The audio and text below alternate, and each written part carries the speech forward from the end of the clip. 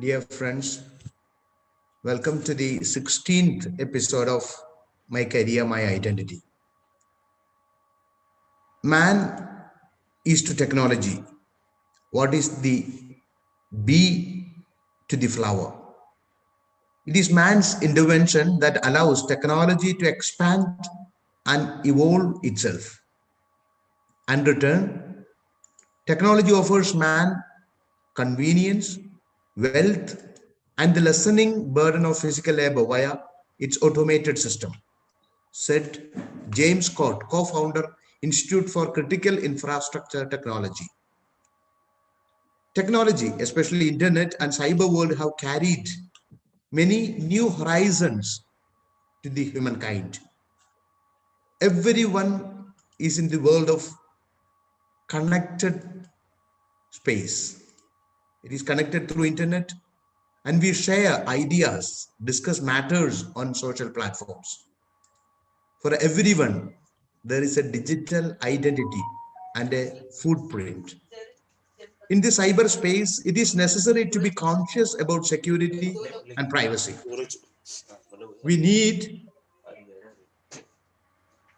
to have a talk on the subject of what is yours and what's mine. Many people have numerous misconceptions about internet, privacy, and security. They assume and believe most of the things read and understood in social media are correct.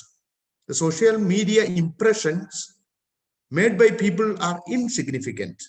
The digital footprint that everyone creates in cyber world is unknown to others, etc. And for many, the Bible is internet. Stuart Stafford rightly told, the internet is the most important tool for disseminating information we have had since the invention of printing press. Unfortunately, it is also one of the best ways of stealing and suppressing information and for putting out misinformation. As systems flourish, there needs more complex and tight security. You find everywhere boundaries, logs, security, and all. In cyber world too, tension and being cautious on security, privacy, data are necessary for cyber life.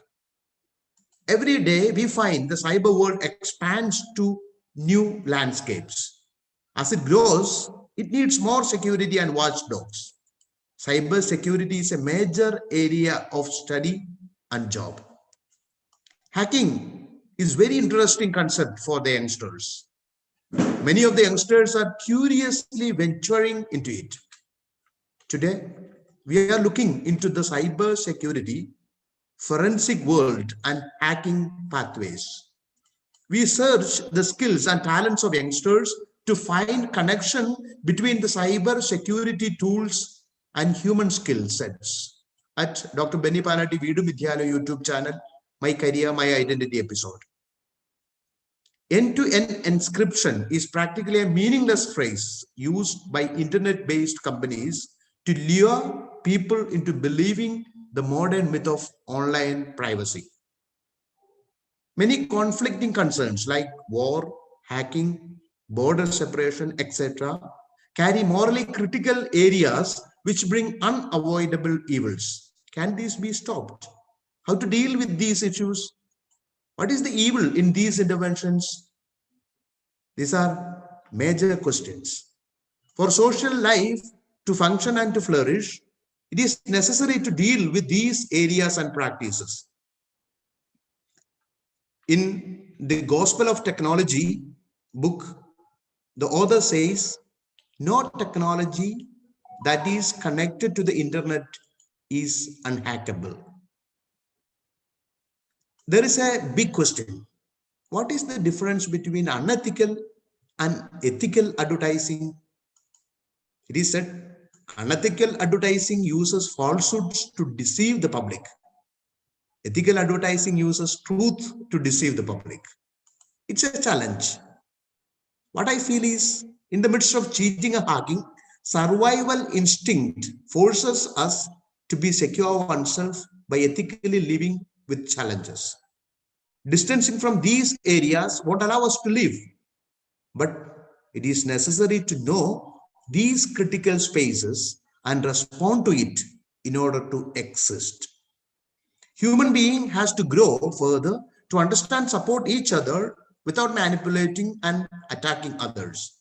This vision and practice is necessary, and it's an objective of growth. Let's all work towards this. Today, we have very special guests with us to interact on a very unique topic. It is about information security and cyber forensics. And the experts are from Kuwait, also from Kerala. Under the leadership of Bruce Leo Jokin, who is a senior information security consultant, we are having a wonderful session today. Bruce has done his specialized studies and has completed security certifications from various international centers. He is an expert in this field, and for many years, he is leading the team. His expertise and the presence of his team is a great opportunity for the youngsters. We have also Mr. Adil Malik, who has got BS Computer Engineering degree from Virginia Commonwealth University. These experts, with their colleagues, are providing security to major finance houses, and they provide protective shields. Efficiency, accuracy, and critical intelligence have made these experts strong and efficient security walls for mega financial institutions. Congratulations to Mr. Bruce and Mr. Adil Malik and their colleagues. These experts and their presence here is a great opportunity for our youngsters. These youngsters are looking to interact with these people. Anyway, you have been very kind to be with us after tightly scheduled hard work of a day. Thanks a lot. With gratitude, I invite you all to this session of My Career, My Identity. There is a saying from Anthony J. D'Angelo: when solving problems, dig at the roots instead of hacking at the leaves. It is necessary to dig at the roots to solve the problem. So let this interaction, this 1 hour program, be a wonderful experience for the youngsters and those who are watching this to know the roots, to know oneself and skills, to really solve the problems. So welcome you all once again. Now over to you, Mr. Bruce. Unmute. Okay. Thank you for arranging a program and inviting us to present a session in this here. I'll introduce my colleagues first, then we can start to the topic. So Adil Malik, he's my colleague. We both are working in Kuwait Finance House. He is his information security analyst. He is expert in web application penetration testing, source code reviewing, and cloud penetration testing. Then the next is Anish K. Can you see my screen? Yes, we can see the screen. Yeah, okay. Next is Anish K. He is from Active Bytes. He is the CEO of Active Bytes. He has more than 20 years of experience in information technology and information security. And the other guy is Suraj. He has experience in information security more than 7 years. Here he do application security, mobile penetration testing, API testing, cloud testing. So now we can go to the topic. Today's topic is towards ethical hacking. This is actually a very interesting topic and very leading topic. Like there are many ethical hacking jobs in the world. There are a shortage of too much information security professional. So we'll start from here. So what is ethical hacking?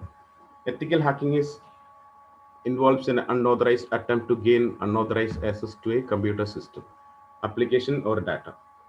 Simply saying, we are trying to attack a computer with the permission of a organization. It's also called as a penetration testing. It's legally breaking into computers and devices to test a organization defenses. It's a almost exciting IT job a person can be involved in.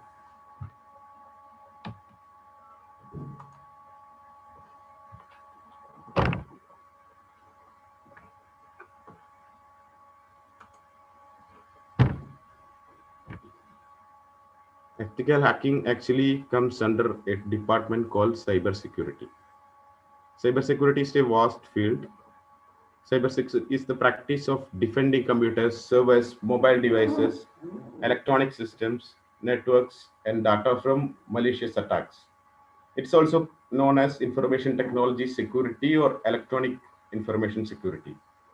It's aimed to reduce the risk of cyber attacks and protect against the unauthorized exploitation of systems, networks, and technologies.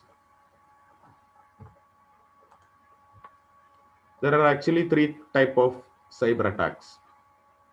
The first one is cybercrime. It includes single actor or group targeting for financial gain or cause disruption. The second one is cyber attack. It often involves potentially motivated information gathering. The third one is the cyber terrorism. It is intended to undermine electronic system to cause panic or fear. The cyber terrorism is the main thing. It's now happening all over the world. Like many countries, India and Pakistan, they are into cyber terrorism. Like they attack India and India attack Pakistan also.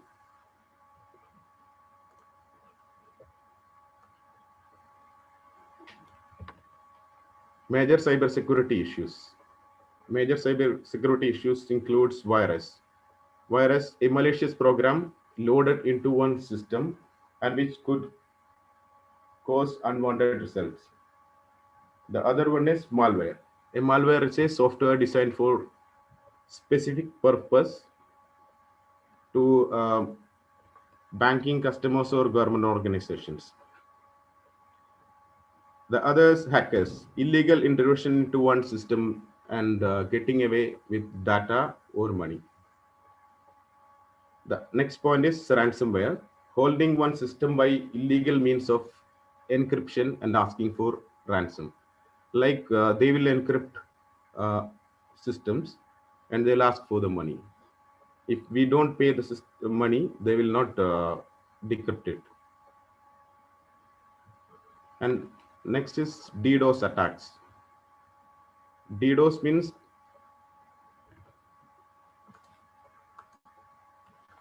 the act of depriving genuine users from accessing the service they acquire. The other point is software privacy. Theft or intelligence copying the software and distribution the same.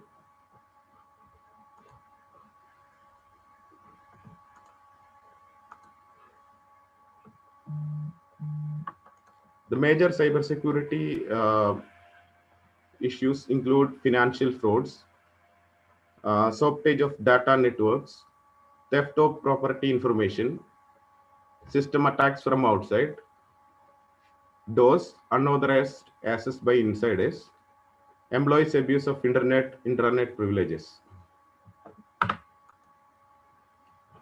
The next topic will be done by Adil. Adil. Thank you, boss.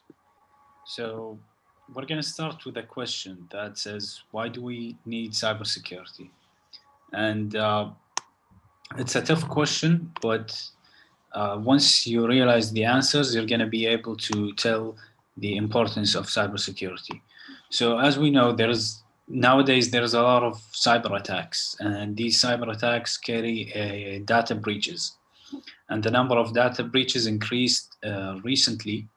And the average cost of data breach in 2020 was almost $3.8 million.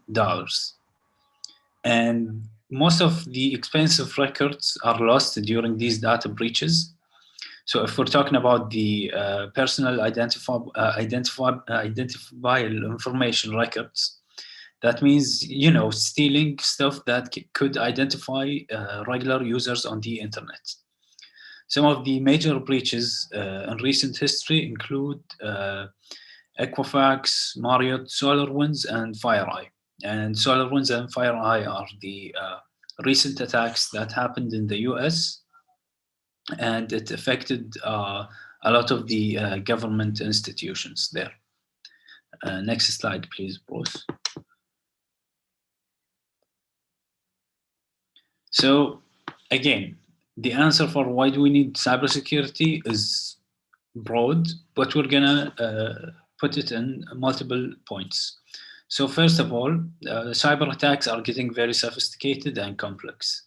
Every time professionals find a way to defend against a specific attack, malicious hackers come and invent new techniques to attack the organizations. So these techniques became complex nowadays. For example, we have data skimming. Data skimming is a technique where bad hackers or bad actors will use the browser to steal sensitive information from the online forums and mainly consumer-facing websites. These websites do include a lot of sensitive data in it. Second of all, credential stuffing. Credential stuffing is a technique where login credentials are gathered from the previous breaches and used in automated attacks on other websites. And we have the Rogue browser extension that serve as a malware. Some of them might have a legitimate purpose, but they could also be hijacked. Then we have PDF-based attacks and weaponized documents. After that, we have a popularity of Microsoft Office that has created an environment where macro-based attacks can launch simply by user opening the document itself. And lastly, we have the local Windows tools to infect endpoints, something like PowerShell, Windows scripting host, and Windows scripting host, and the Windows management instrumentation command line. Next line, Bruce. So if we want to align and add the functionalities of cybersecurity and compare it with the business goals. So you cannot secure any system or infrastructure 100%. If you want to do that, you're going to close all the windows, all the services. And by that, the business cannot keep working. So there should be a balance between security and business. Cybersecurity strategies are completely or closely aligned with business goals. This is an important thing to happen in an organization. Proper communication should exist between security leaders and business executives when developing cybersecurity strategy and business strategy. Now, if we want to quantify cyber risk in business terms, there are two important questions to ask. What is the organization's core business purpose? And which assets are crucial in delivering on that core purpose? Along with doing the work of identifying the critical business assets, one should also have to be able to prioritize which of the 1,000 threats and vulnerabilities facing the organization each year actually pose the greatest risk to these core assets. So it's important to categorize the vulnerabilities and know each vulnerability impact on the business itself. Based on that, based on the impact that the vulnerability can lead to, we can prioritize our vulnerabilities and start fixing the critical ones. Lastly, we have the visibility of the organization's attack surface. Without visibility, cybersecurity cannot evolve a business strategy. This is easier said than done, because an enterprise's modern attack surface is highly complex and fragmented matrix of on-premises, IT, cloud, IoT, and operational technology. Next slide, please.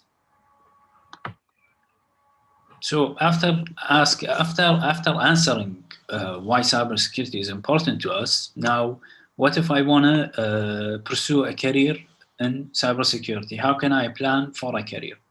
So first of all, you should start with a degree that is related to computer information technology or computer science.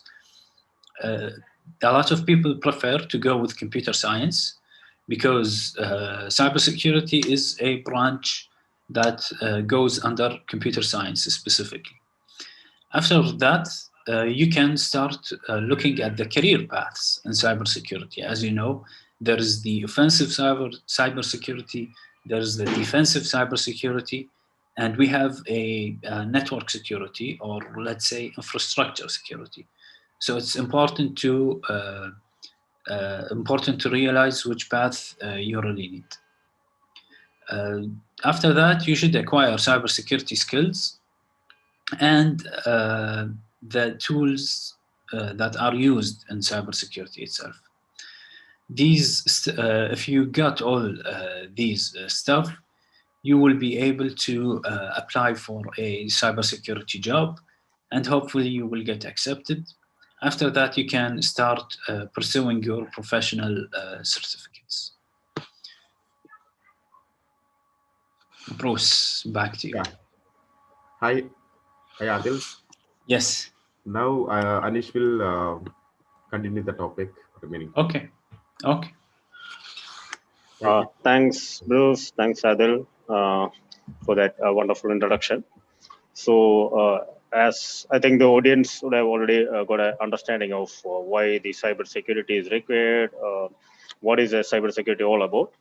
And now we are at the point, like when we are planning for a cybersecurity career, we all may be having some kind of doubts, like where to start and what are the different career paths options. Like Adil has clearly mentioned, there are different career paths like the offensive, defensive, then compliance security is there, infrastructure, network, different options. Cybersecurity is a vast ocean where we do have a lot of options to select our career path over there. But then again, we need to have a good understanding of where to start. Means that makes a good start will really help us to move us in the right direction. And after that, as he clearly mentioned, the cybersecurity, acquiring the cybersecurity skills. So if you plan for something like you want to get into the offensive side, like the ethical hacking, all those things, you can plan for a lot of areas, lot of trainings, a lot of areas where you want to acquire those skills, like how you want to become an ethical hacker. That's where you'll be acquiring a lot of skills, like penetrating into applications, infrastructures, finding out the bugs or security holes in these different applications and infrastructures. Then there are different tools and technology, because you need to have a knowledge about different tools, how to use these tools and technologies to get into these systems or to defend these systems. Like I was just mentioning only about the offensive area, but there are different security services like protecting the organization also. So if an attacker or a hacker is trying to attack your organization, there should be somebody who should be well knowledgeable or well experienced who can protect your organization also. So then people should be skilled in those areas as well, how to when an attack comes, how to prevent those attacks, how to monitor, how to alert, all those things will be there. So then the cybersecurity jobs, different types of jobs are there, different roles are there for an entry level, for an intermediate level, for advanced to getting to the managerial or the next level of the senior most C level of executives and all. And the cybersecurity courses, of course, there are a number of professional certifications, and we need to choose which one is suitable for us to go further in our career, which one will be the best one. I hope. So, Bruce, if you can go to the next slide. Yeah, so where to start? So basically, when we are at the point where we think we are into the education, and then we think we need to start a career in cybersecurity, what should my path? So there are right now there are different colleges, universities offering bachelors and masters in cybersecurity, and even the sub verticals of cybersecurity like the forensics, compliance, etc. There are different sub verticals also, bachelor degree being offered. So we need to identify which course or which college or which university would be the best, and what would be the success rate, the placement rates, etc. Will be a lot of factors are there, and we need to get those bachelor's and master's education. And even the curriculum is very really important, because the organization, once you acquire these degrees and all those things, you will be expecting to get into a job where the organization would also be expecting you have learned a lot of things. So the curriculum of these bachelor's and masters is also very important. You should be really looking into all these aspects and acquiring these degrees or masters in that. And other than means this college or university degrees, we have a lot of online courses also available.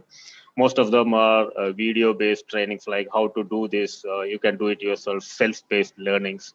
You can buy these courses, and you can take your own time to study and then learn and deliver these things. And then for advanced people, there are industry accepted certifications like the Certified Ethical Hacker, EC Council. It's a well-known organization in the industry, and they offer a range of certifications like the Certified Ethical Hacker, Forensics Investigator, etc. And then we have the OSCP and all. It's a very difficult certification to attain. Like it requires around a practical knowledge of how to break into systems, and you will be provided with hardly 24 hours to break into a lab. Within that 24 hours, you have to complete a lot of tasks and then provide a report back. And also, it's a really practically oriented and mostly advisable to people who are experienced in that, because it's a bit expensive as well. But these certification will really help you grow further in the career. Okay, and when you're working, the last point I would like to mention is when you're working with the government, defense, such projects and all, security clearances may be required. Like you may have to attend for some kind of security clearance. Maybe if you're going abroad and working with certain government projects and all, definitely you may have to get the clearance for that. And there are different areas in that as well. Yeah. Fine. So there are certain skills that most of these ethical hackers should be having. So these ethical hackers, and even I would recommend even the people who are opting for the defensive services also should be have a bit of these skills, like the scripting skills, experience in the operations, how these IT infrastructure operations will be working. Networking knowledge, like the IT networking, like different protocols are there. You may be very well aware this TCP/IP, OSA layers, all those things are there. So a basic understanding or a fundamental understanding of this working of these protocols, networks, etc. is really important, because that would serve as a strong foundation when you build a career in your security domain.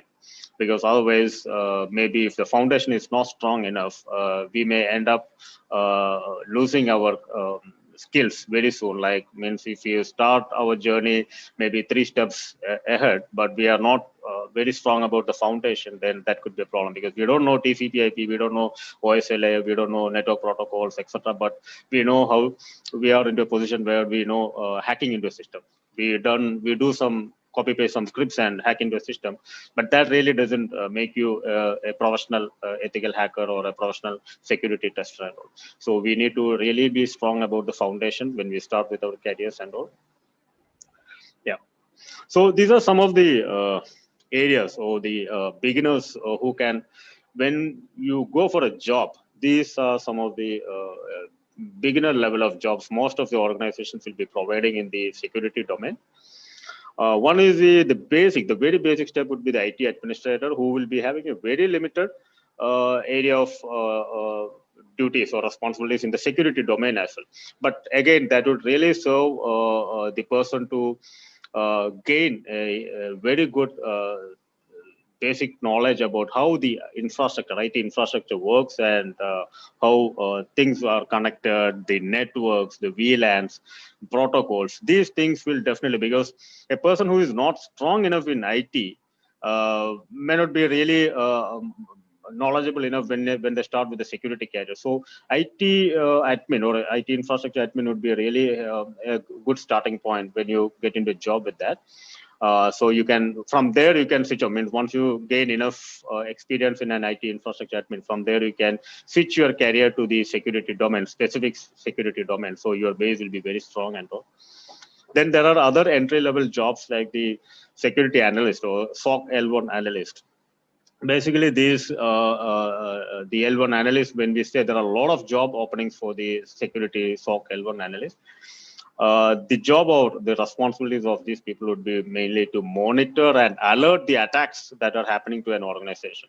So they will be provided with the tools and monitors or the screens, like there are a lot of attacks happening, a lot of logs coming into it. So the people should be able to figure out, means what are the genuine traffic coming in, what are the attacks coming in, and then they need to correlate, and they should be very fast in detecting the alerts and immediately notifying the people who are concerned to block these attacks or take the immediate actions and all.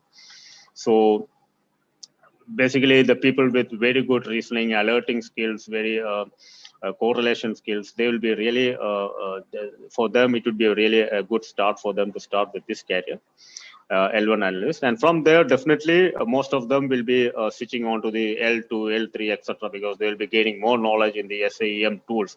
When I say SAEM, it's a security incident and event management, where a lot of tools are there. Industry standard tools, and slowly we should be able to gain knowledge in these tools, how to configure, how to create the rules, etc. and all. And then the beginner level, there are a couple of more areas. I think there could be more areas, but these 4 areas are major ones.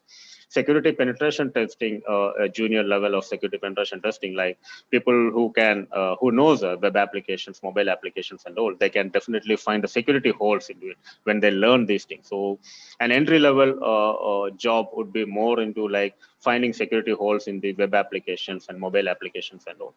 And that would really help them to increase their knowledge, like to how to get into a methodical way of doing the penetration testing. So there would be various approaches and methods for doing a professional penetration testing and all. So starting off with the security penetration tester, junior level penetration tester would really help in gaining the knowledge of all these things. So Bruce, I think the presentation, yeah.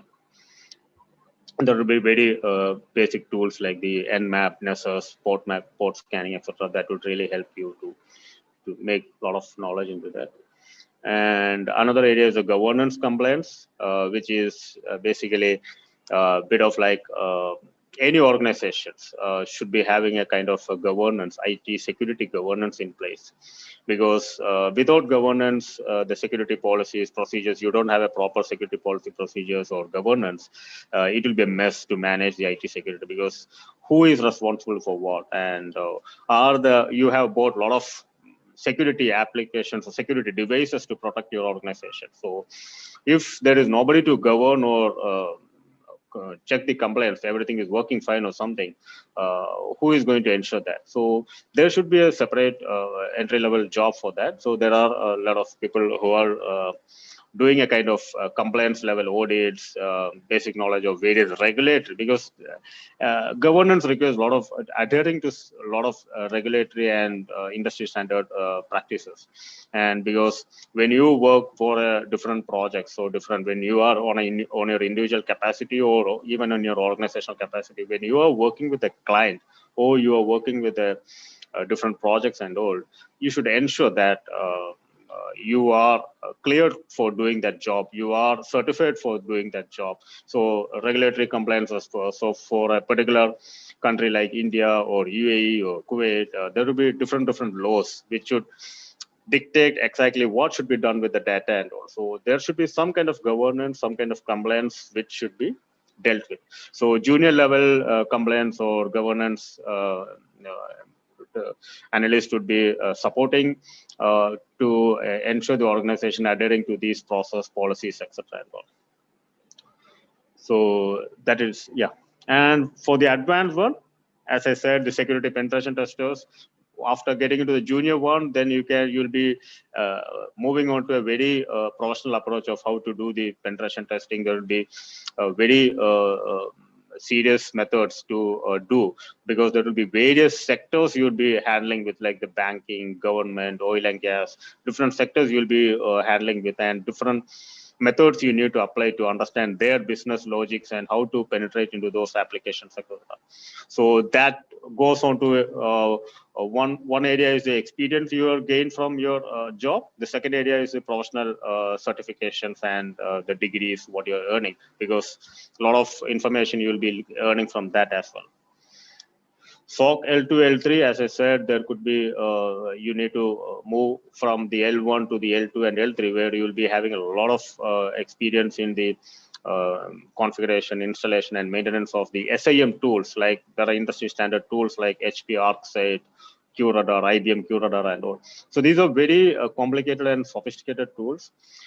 Just by buying these tools and keeping in your organization, it is not going to protect you. So you need experience and skilled people who can configure, who can get the rules properly ensured, and all these attacks. There are new type of attacks coming in. So the L2 or L3 security people should be able to create and correlate these rules and ensure the organization is protected from the new attacks and all.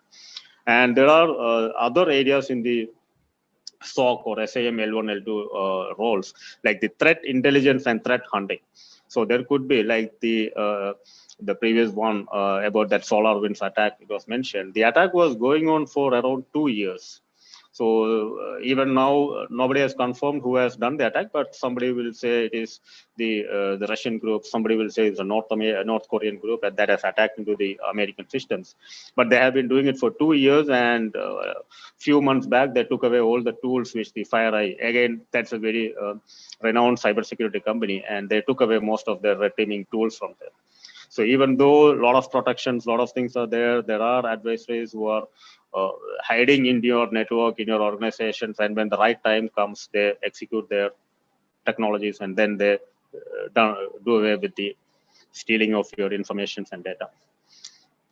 So threat hunting and threat intelligence is something dealing with that. So even though something is fishy is happening, you should have the knowledge of how these protocols, when your system behaves abnormally, like you may not be knowing it, but there is a process that is going on the back end where it may be calling a different process. Your word should not be, when you open a word, it should not be calling another process or something. It has been a set of process or library should be only open. But if something other than that is going to be open, then it's a suspicious activity. So there are various tools, and even the skilled people should be able to know, like it is a suspicious activity and we should be taking care of it. Immediately isolate this machine or something and then do the investigation, etc. Security tools expert, another area, like when most of the organizations will be having the firewalls, IDS, IPS, network security devices, etc. So there is a shortage of people who know how to maintain and monitor or configure these things, put proper security policies over there, and then properly manage it. So these are some of the areas in the security tools expert. You need to acquire the skills on these areas, and industry certifications are there. Like most of the vendors provide with their product certification, like the Cisco has various certifications for dealing with their products. Checkpoint has various certifications. IBM has various certifications. So depending on which technology or which area we are developing our career, definitely we can learn those certifications. Governance and compliance, yes, there are a lot of standards, as I said, like ISO 27001, BCP, DR, PCA, DSS, NASD framework. So depending on which one the organizations or your customers or which projects you are being put to, you need to acquire the skills in those areas when you are advancing your career. There are a lot of industry certifications like the CASSP, CASA, CASM, ISACA. ISACA is a organization that provides some of these certifications. So basically, you will get into a level where you are an auditor or a implementer of these governance policies, compliance policies over there. So you should be very sharp in questioning and getting the evidence and then verifying everything is working fine or something. And another area is a security architect. You'll be slowly acquiring the skills to get into architect level where you'll be designing, you'll be developing a lot of architecture related to the applications or infrastructure wherever it is required.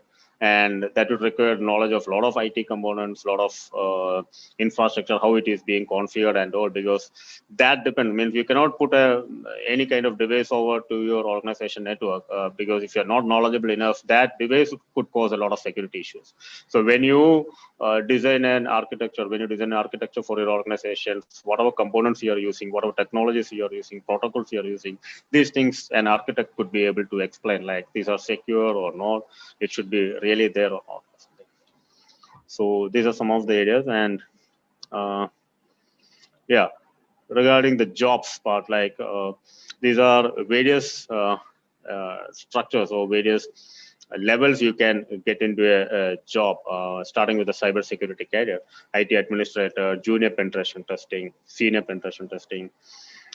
Then you can move on to the offensive services, cybersecurity manager, senior manager, director. So these are, once you move up each of these levels, you'll be earning more and more certifications, more and more knowledge, and maybe you'll be getting into dealing with very high profile accounts and very high profile IT infrastructure and also over to your paths towards getting into a level of so the last, if you can see, it is a CISO, it's a chief information security officer. Most of the organizations will be having a chief information security officer who will be responsible for the strategy and ensuring all the security things are in place. So to attain to that level, you should be able to have enough experience in most of these technologies, most of this knowledge and skills.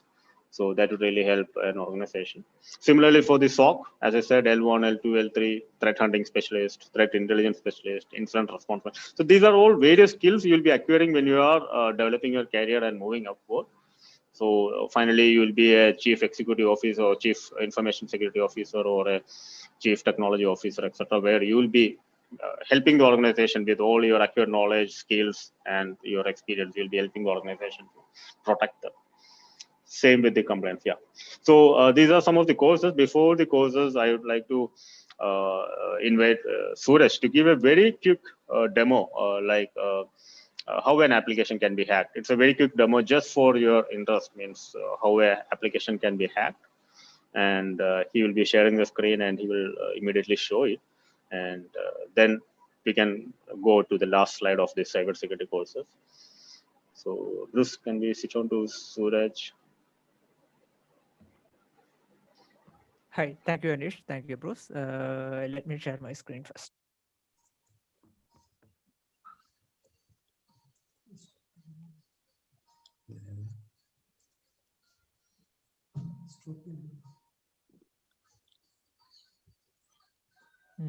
So I hope you guys can see my screen. So before starting the demo, no, it is not visible. I think Bruce can just Stop it. okay. So it's visible now? Yeah, yes.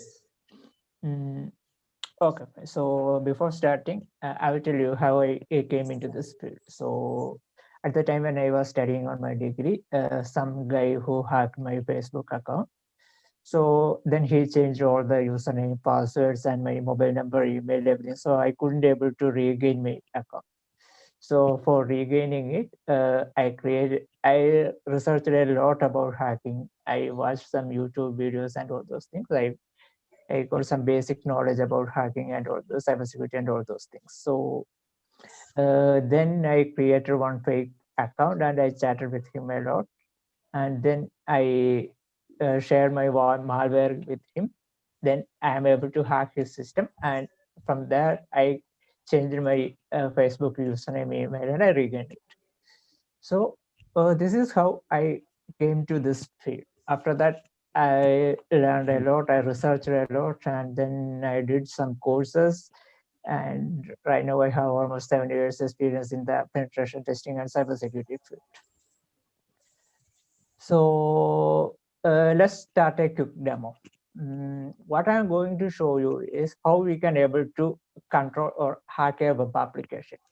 So basically, how a web application working. So there are three types of web application. First one is two-tier architecture, and the second one is three-tier architecture. So two-tier architecture means there are two servers, application server and web server and the application server. And the three-tier architecture, there will be web server, application server, and the backend. Backend means that is the database. Like there are multiple databases like SQL databases, MariaDB, that is the latest version of SQL, and the MS SQL, that is for Windows, and then Oracle database. There are multiple databases we have. So the databases is used to store the data of the users or the application. So when we log into the application sends application check the data which is stored in the backend database. This is how this is the basic level how the or the higher level how an application is working. So let's go back to the demo.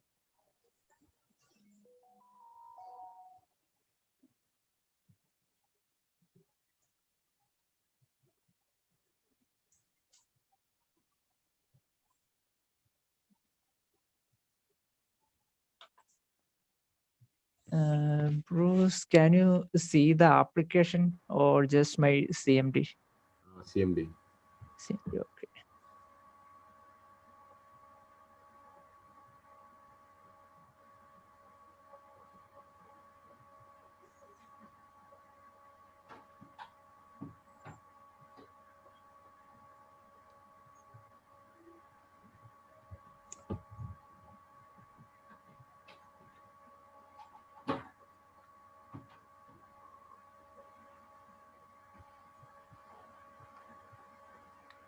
So now it's visible, right?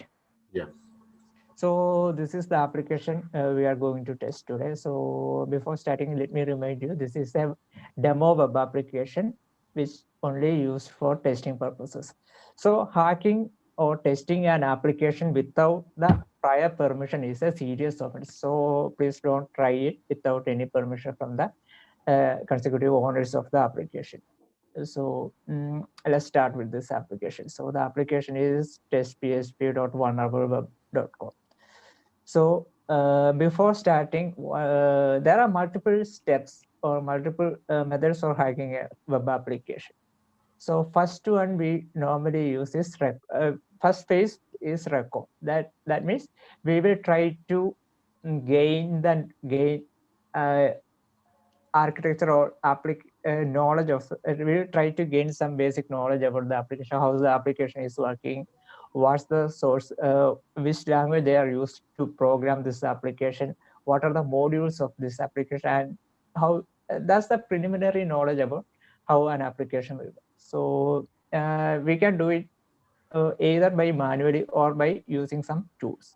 So in the case of manual record, we will check the source code of the application. So by checking the source code itself, we can understand that the application is using PHP and the front end is using HTML.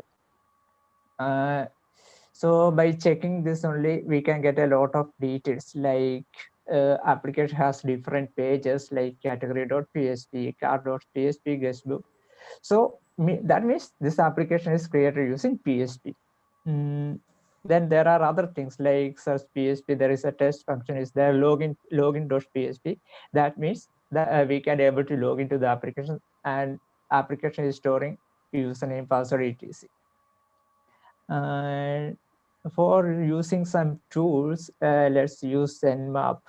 Actually, there are n number of tools we can use, but because we don't have much time here, so I am only showing some few tools that we commonly use. Nmap is using for gaining the knowledge about the application or server network, and there are some pre-compiled scripts are available in Nmap. By using that, we can check for some known vulnerabilities in the application, or we can query some data using the Nmap. So Nmap is, so let's use Nmap first. Okay.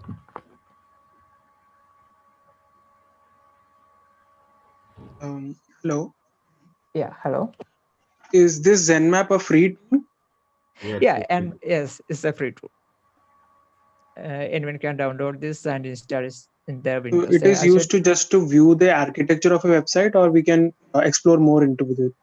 Actually, it is used to get many details like the architecture and the network side architecture. Also, we can use Nmap for testing some known vulnerabilities. There are pre-compiled scripts are there in the Nmap. So if we use that script, we can understand what are the whether an application or the services behind the server is vulnerable for a particular attack or particular vulnerability. So let's say if I create a website tomorrow, I can just paste the URL at the command section right now, and then I can search for the gaps in my website. Yes, you can. Okay.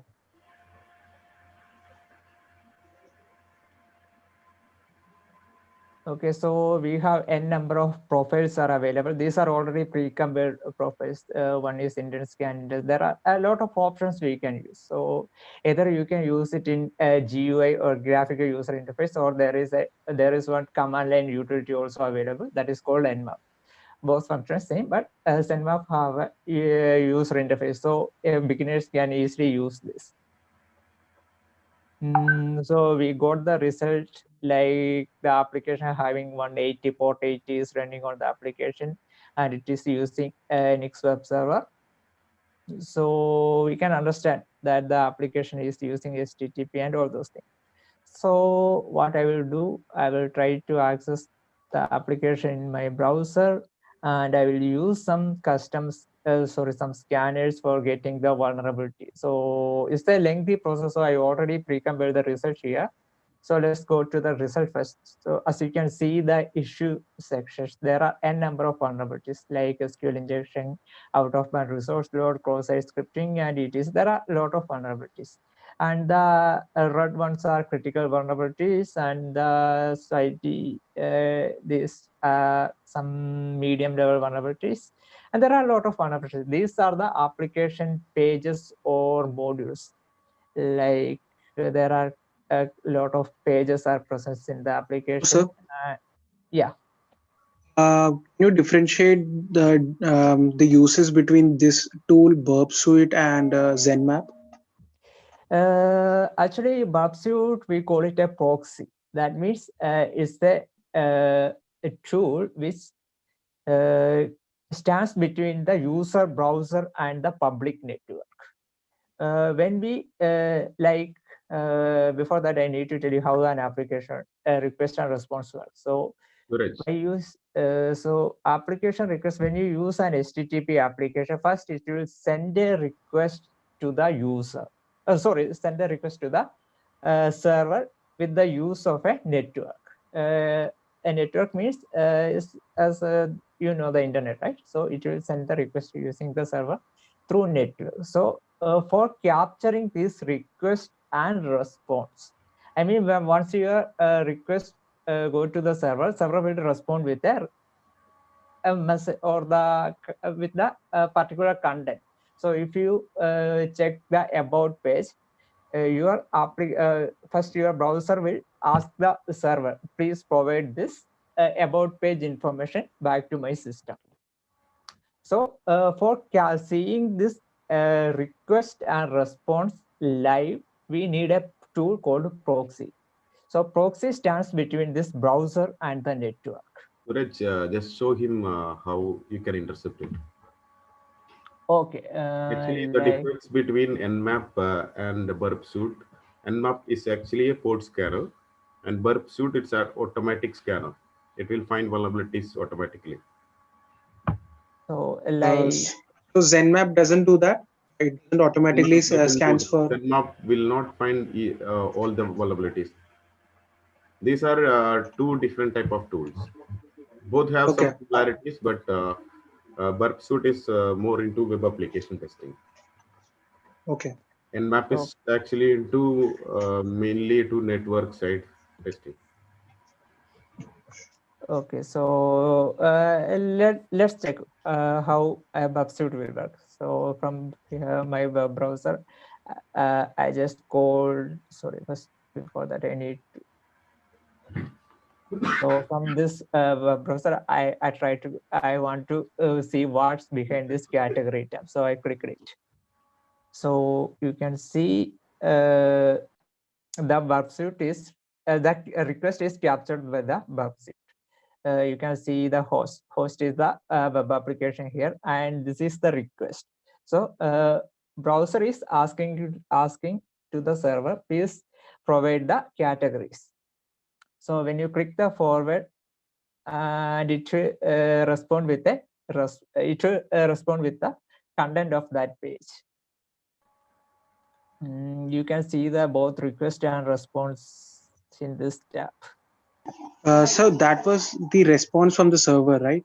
Yeah. Okay, yeah, wait 1 second. So this is the request, getartist.php. So the response will be like this. This is in the source code. But if you want to render it in the application, it will look like this. So these are the categories, and the captured version is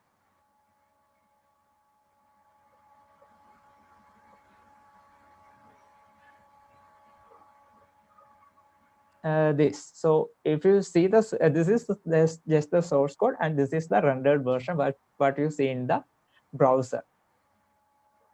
So this is what Burp Suite. Burp Suite is a proxy which stands between the browser and the network, while the Nmap or the Senmap is a network or port scanning utility. But it also supports some of the web application testing features, or it can be used in web application testing as well. So that's the main difference between both these tools. And there are other tools are available like Nikto, Comex, Zap. There are n number of tools are available in the private public network. But like I said in the earlier, by testing without permission from the owner of the application is a serious crime. So please don't try to do it unless you have a proper permission and all those things. So while seeing the issues, we have SQL injection vulnerabilities. So depending on the application securities, there are chances for we are getting false positive. What's false positive means we will get the issues, but there is a chance that is there negative. Hello, sir. Yeah. So I see a term called SQL injection. Can you explain what that is? Yeah, okay. So SQL injection, like I said, application, there are 3-tier application. 3-tier application means there are 3 layers, like one is application server, sorry, one is web server, and the second one is application server, and the third one is backend database. So this backend database means is the actual database where the user details or any other details which need to be stored for further or future use. Like when you log in, registering to the application, you will provide your username, password, email ID, phone number, etc. Right? So these data will store into the database backend. So what an SQL injection is, by SQL injection, we can append our own SQL queries and we can query the data from the backend database. Like as an attacker, I can, if your application is vulnerable to SQL injection, I can query the data from your database and I can see all the data. Suppose whether you have an application, that application is storing your credit card details. So if that application is vulnerable to SQL injection, I can able to retrieve all the credit card details which is stored in the database. So I will query the database through what exactly? Which tool will be used if I can query the backend and apply SQL injection? there are multiple ways. Either you can query it through manual SQL injection, or you can use some tools like SQL Map and SQL Ninjas. There are tools also, as well as there are manual. But you know, these days, the most of the application is secure with some WAF, that's a web application firewall and all those things. So querying using some tools is a little bit harder these days. So like how the tools working, tools is randomly send some requests or send some SQL queries. So if the server behind, sorry, if the web application firewall behind the database will understand, okay, this tool is this is some hacker is doing querying my database, so it will immediately block the tool. And also every tool has its own headers, like header means it's an identifier.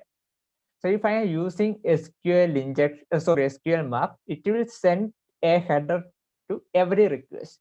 Header is like there will be SQL map in the header field. So while by accessing that, and a firewall can understand that these requests are coming from a tool. So it is easy them to block the attacks from an SQL map. So what we do, we will always try to manually try to exploit these vulnerabilities, but it's a very lengthy process. It will take hours if you do it manually. So for that, we will use a custom tool called SQL map. Wait, I will show you that.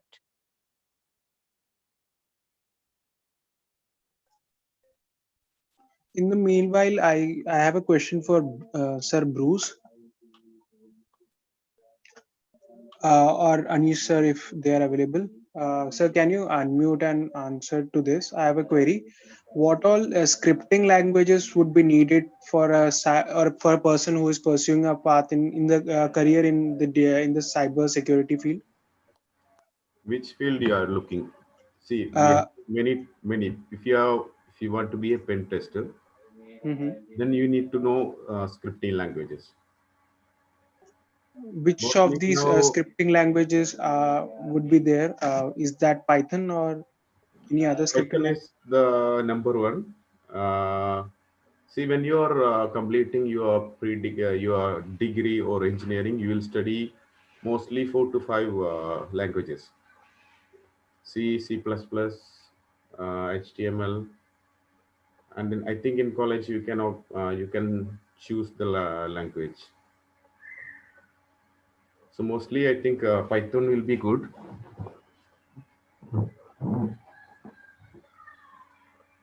So in Python, there are separate libraries for these if I have to perform penetration testing and all. What do you mean? I didn't hear. Actually, Python has a rich collection of libraries Yeah, to support every type of task. yeah. So there are specific libraries for these because I'm into Python these days. So There are that's many why I was Python asking. scripts, and even you can write your own script. Actually, Python, if you study Python, it will be very easy. Okay. You Okay, sir. can Thank you. write your own script. Or else there will be some script you can make some modification in the scripts.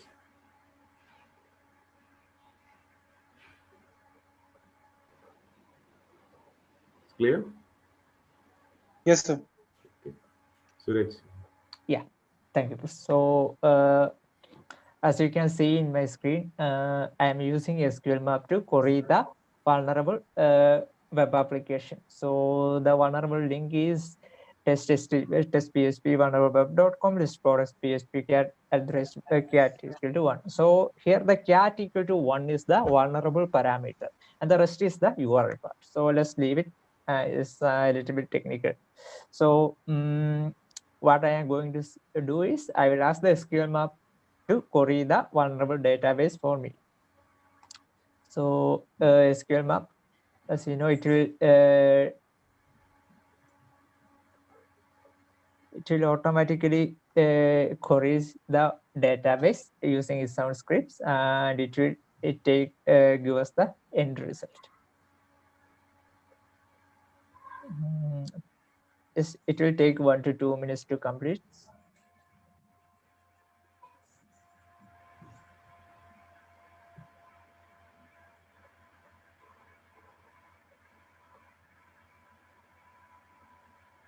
So as you can see, the SQL map find the application is vulnerable for SQL injection, and it shows the available databases. So the name of the databases which saving your data are accurate. So we will try to retrieve the tables from the database. For that, I will use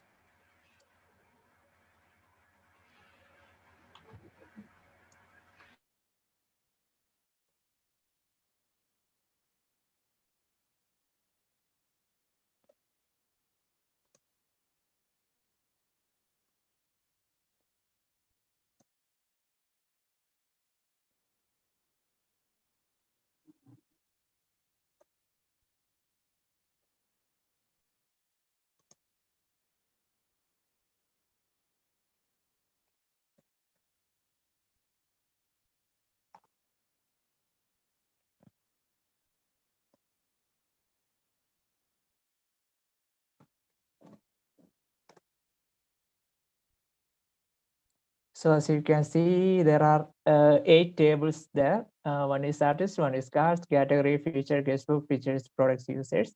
So the juicy one here is the users. So as we all know, the table users may contain some passwords or email. So as an attacker, I always want to get the personal details of a user. So there is like if I get some pictures from the application, I don't have any use with that. So as a hacker, I always look for the juicy information like user details, payment details, and all those sort of things. So those are the sensitive data. So let's try to dump all the user details from this.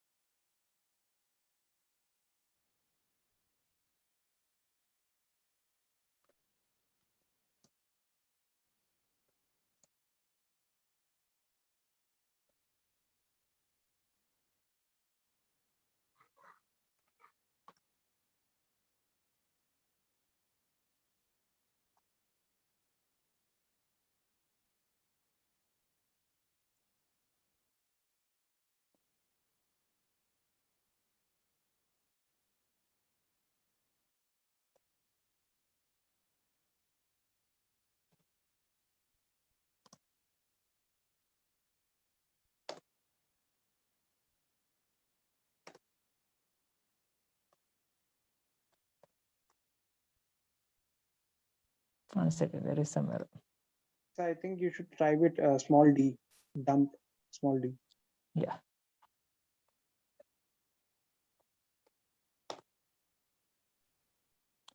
Okay, so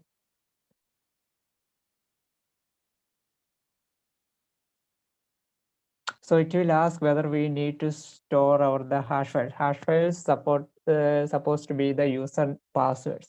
So normally, what web application do?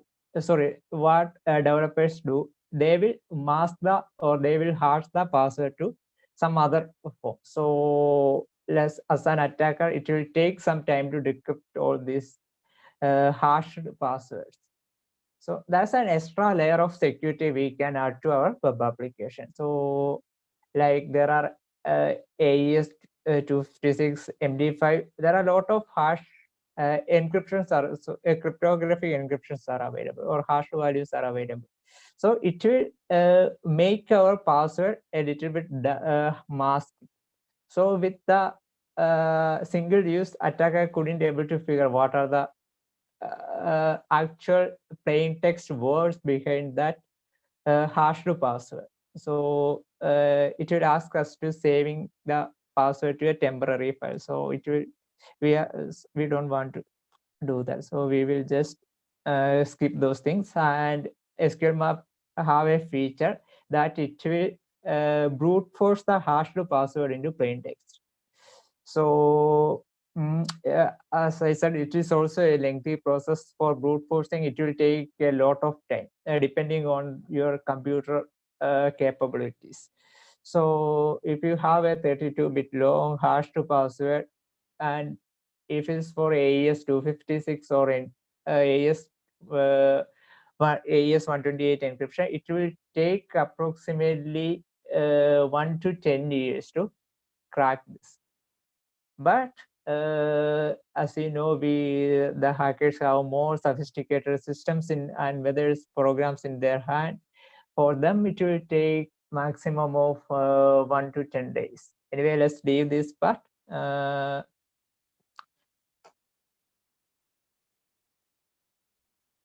He will use the default one. So as you can see in my screen, the SQL map is cracking the password using brute force method. Let's script this. So since we already confirmed the application is vulnerable to SQL injection, and we can inject our queries into the database. As you can see in my screens, the application is dumping all the details from the backend database. So let's check his one.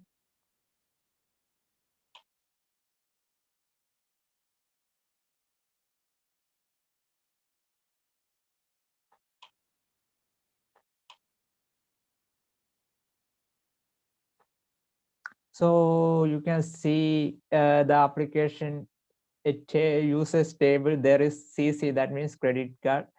There are credit card details. There are name of the user and his password and his email address, phone, everything is there. So as a hacker, I can able to get the credit card details. Since it's a test site, the credit card details is not the accurate one, but still, you can understand from this what are the possible threats from an SQL injection vulnerable web application. So by using this name and password, let us try to log into the application. Virus and test.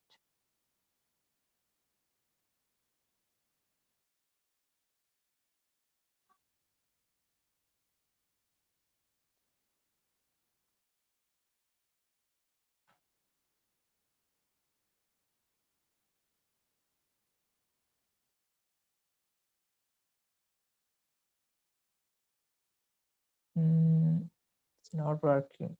Maybe someone else changed or the application is blocked. Since it is vulnerable to SQL injection, we can bypass it without giving the original password. Let's try some SQL queries. Like, as you can see, I'm not using any username or password, just giving some query like this. That means the first row and the first column in the database. Whatever in the first row and the first column, it will equal to that only. So that's the meaning of this query.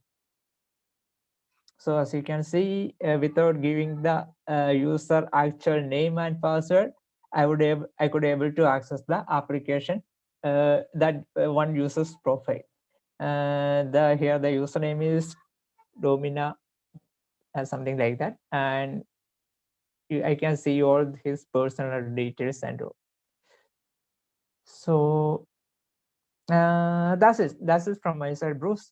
You can take it from here. Bruce, your mic is muted. Suraj, can you stop sharing? Yeah, 1 second.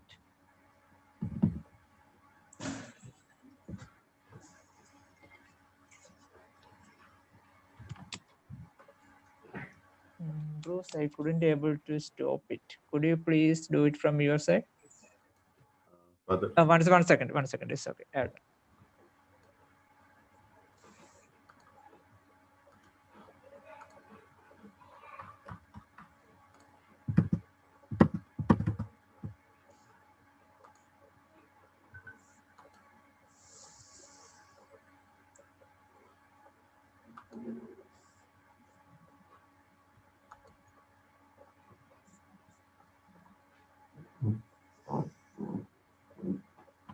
Can you see my screen? Yes. Cyber security courses. There are actually 3 type of courses. The first one we can say like BSc, BTech, MSc. So these are the institute, they provide training for the degree courses for the cybersecurity courses. Some of them are Chandigarh University, Amrita Institute of Higher Education, Shasta University, Galgotia University, and Panipat Institute, University of Madras, uh, IIT, KM Kerala. These are the degree providing universities or institutes. So once we take a BCA or BTech, we can go for MSc cybersecurity, or these institutes provides direct cybersecurity BTechs. So after taking this courses, we can join some online courses like udemy.com, Uderica, Pentest Academy, TCM Security, and also the Anish company Active Bytes. They are also providing online training for the ethical hacking. These are the main online courses providers. And if you go to the certifications, the basic certification is CEH. It is called as Certified Ethical Hacker. And the second one is actually OSCP. That is actually a little more difficult course. If we have more than 3 years experience, then only we can pass the exam, because the exam is about 24 hours continuous exam, and another 24 hours to write the complete the assignment, make the report. And the third one is actually CISSP. It's a highly managerial level certification. So I suggest basically CEH. Then from there, if you're planning for a pen tester, go for ECSA, EC Council Certified Security Analyst. Then we can go to OICP. And for ISO compliance and all, the certifications are ISO 27000 and ISO 23000. These are the main popular certifications.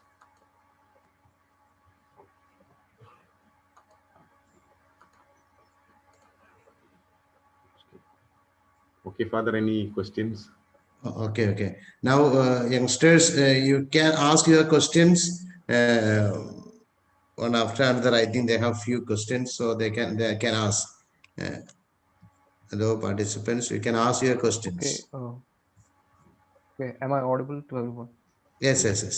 I join. Okay. Hi, sir. Okay. So we will have first. We have our first question. Mr. Bruce, how did you reach to this position? Your growth and the progress stages. Actually, 2008, I actually worked for, same as Suraj said, in 2005 and 2008, that time, the security was not that much popular. So easily people can hack, easily do something bad. So I had an interest, then I joined the Certified Ethical Hacker course. Then I took ECSA. After 1 year, I took ECSA. Then I took Certified Computer Hacking Forensic Investigator. And finally, in 2016 or 17, I took OSCP. So first of all, I suggest students to join the course and keep on getting more experience, more knowledge, then take more certifications. Actually, if you are a computer science BCA or BTech, that will be good. Even though many people from electronics and mechanical, they also joined information security, this cyber security field.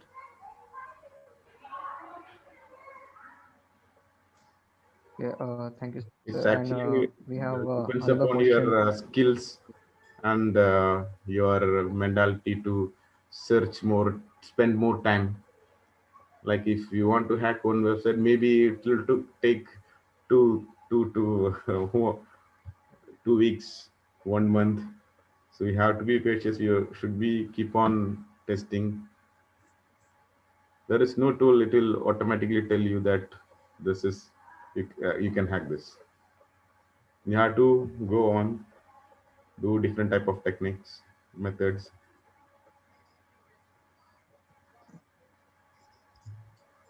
Okay, thank you, sir. So we have another question from Manhal Didi. Manhal Didi, if you are 1 minute. online, you can ask the question. Okay, 1 minute. Hi, sir. Yeah. Yeah, hi. So, hi. Sir, I just wanted to know what way you are contributing towards the proper functioning and smooth progress of the company. Where you are working at that. See, I'm working in actually in a bank, so we are more secured. My daily activities include like testing.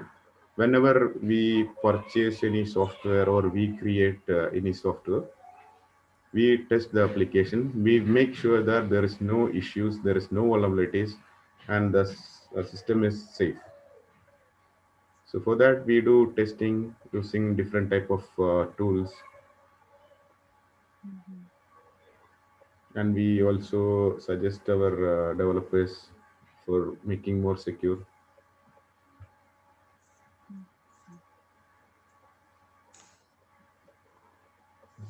Okay, thank you, sir. I think we will have another question from Bestie Bhaiya, Bestie Thomas. Hello, good evening, sir. Yeah, good evening. Is there Mr. Adel there? Until I think he's mute. Yes, I am. Okay. So I have to ask one question. From where I have to one question that what's your academic experience? Can you share your academic experience and your challenges when you went through this university or when you went through this position? Okay, sure. So I graduated as a computer engineer, and during my academic career, I was interested in cybersecurity. Okay. So I joined a club that is interested in Excuse me, sir. cybersecurity. Can you please switch on your video? What was that? Can you please switch on the video? Can I please what again? Switch Video. on. Video, is it? Oh, okay, video. The place is really dark here, Okay. so that's why I closed my camera. But yeah, so answering your question, in the university, I joined the club. That was the beginning. I joined the club. After that, when I graduated, it was kind of difficult to get a job in cybersecurity, especially that I have no earlier experience in this field. But I was given the opportunity. I went through multiple tests, let's say, from the company itself or the bank, where they tested my capabilities. And I have to say that the work environment is absolutely different than what you go through in the university. The university helps you to understand technical stuff, but the real world scenarios are absolutely different, and you can learn it through the experience you're getting at work. I hope that this answers your question, and sorry for the camera. Okay, thank you. Adil, Yes. 1 minute further. Adil, can you just, tell something about the Virginia University? Okay, yeah, sure. So Virginia Commonwealth University, it's a public university in the United States, in the state of Virginia. The city is called Richmond. So it's let's say a cultural place. There's a diversity in the campus, multinational people. That was one of the things that helped me to adapt to the Western environment, let's say. because as a foreigner, I had a cultural shock in a Western culture. So the university is very diverse. A lot of people from different places in the world, different background, different religions, different beliefs. Things were really peaceful, and I felt welcome over there. So it's important, if you want to study in the US, that you should choose a place that you can find people from the same similar to your background, so you can adopt easily, I would say. Okay, thank you. Okay, thank you, Adil. Thank you. Okay, so we have another question for Anish sir. Is Anish sir here? Hello, Anish sir. And Is he online? he left. Okay, Bruce sir, can you? Okay, so I'll divert this question to Bruce sir. Yeah. Sir, so what were the skills and interests you had when you were at school age that helped to learn and master the skills of cybersecurity? It's not actually skills. If we want something, we will do it. See, we will not get any help from others. What we will do? Yeah. We will try to find the solution overall. So we find some solution. I find some solution on my own. Then I became interested in this field. And at that time it was very less people, and people mostly don't know more about the cyber security. Now it is very big, and there are solutions for everything. Like before and all, these SQL injection attacks were very possible, like 80-90% possible. Now it is only 10, maybe 5% possible, because the cyber security, they became, it expanded. So they find out issues, they fix the issues, they report it to outside people, they release patches.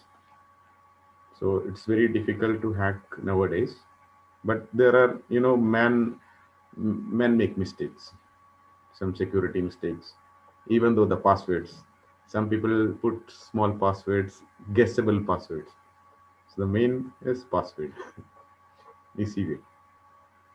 But for So, yeah. yes, you can continue.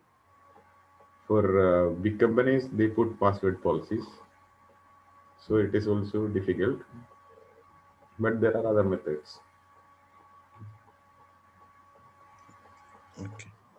Okay, So, next question. so are there any specific skills that a cybersecurity personnel needs to have? Mainly programming skills, mainly, and patience. Okay, so we will have another question from Manhal again.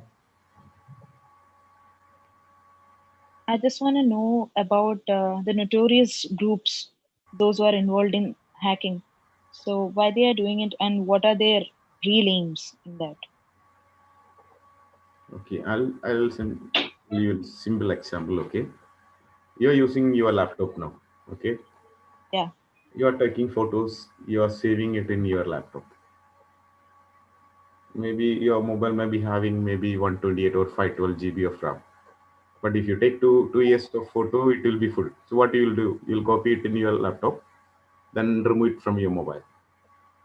When your laptop is locked, how you will get the photos and all? See, if you are visiting some websites, like we all see movies now. Like now it's Corona time, most of them will see movies. So we search for movies. We go to one website. They locked our PC, not our PC. They lock our files, like photos and all, and they ask for ransomware. They ask for ransom. So minimum they will ask $300. So you have to give it them, else it will be locked. So what you will do? You will pay for them because your photos are precious for you. So this is the example, small example. So for corporates, they have a huge number of data. So if it is damaged or locked, it's a huge loss for them. And also the main thing is their reputation. If someone, if people knows that they were hacked, it's a big reputation issue. It depends upon the business, type of business, what they are doing. And even if tell you one more example, like Air India. Air India, they have a website. We can directly purchase ticket online, through online. If it was stopped for 1 minute or 5 minutes, they lose too much money. Like people will not buy ticket, they go to another airline. So these are the things actually happens to the corporate. For each and every minute, they lose lakhs of money, lakhs, maybe more and more.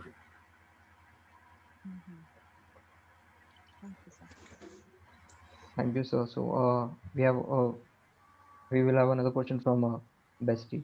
Bestie Bhaiya. Bestie Bhaiya, you Okay. can ask a question. Mr. Bruce, Yeah. can you share one of your critical experience?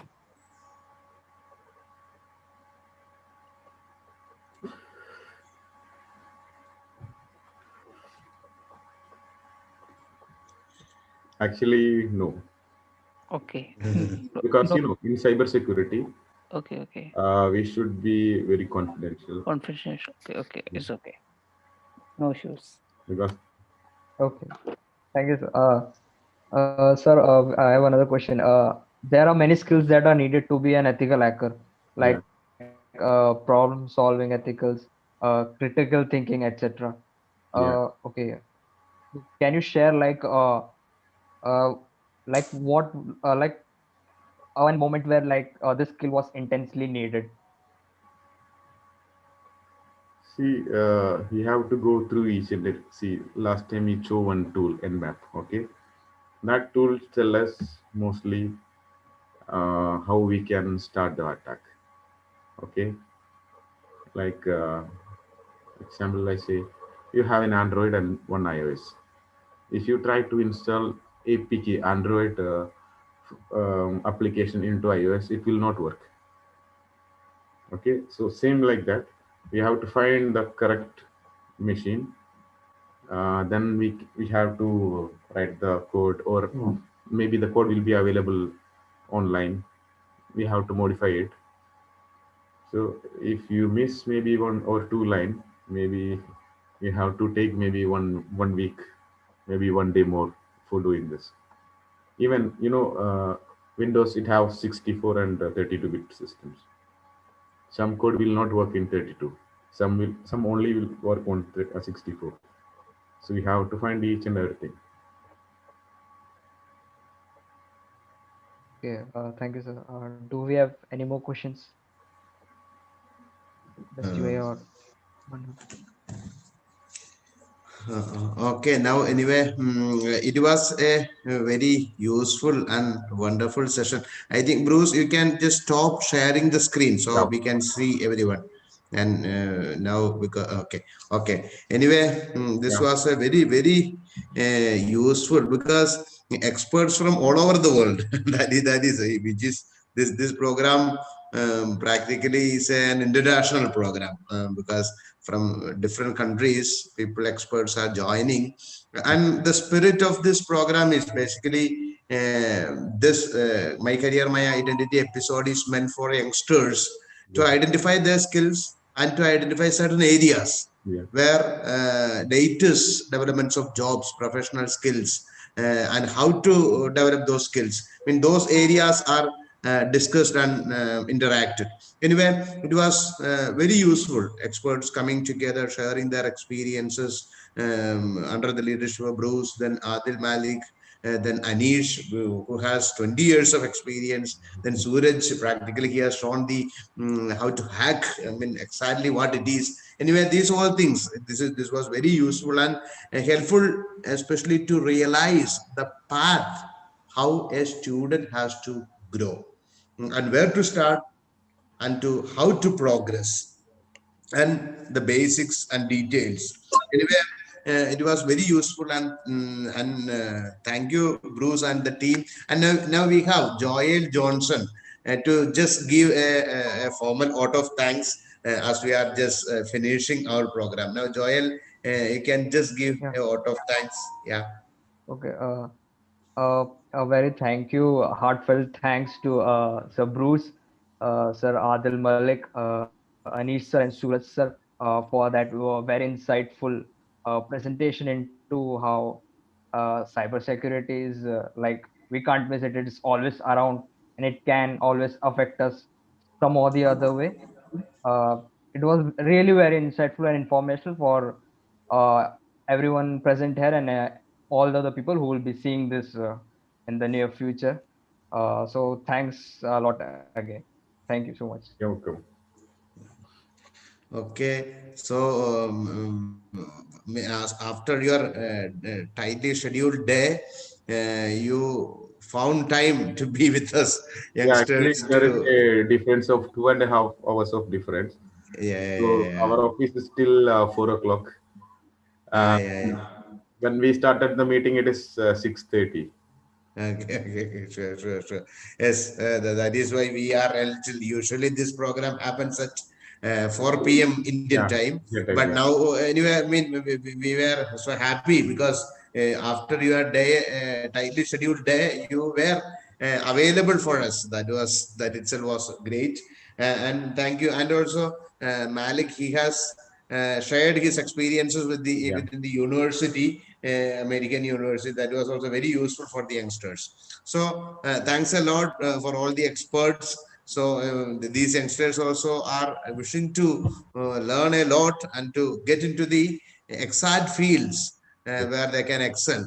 So thanks once again. So we wind up this session.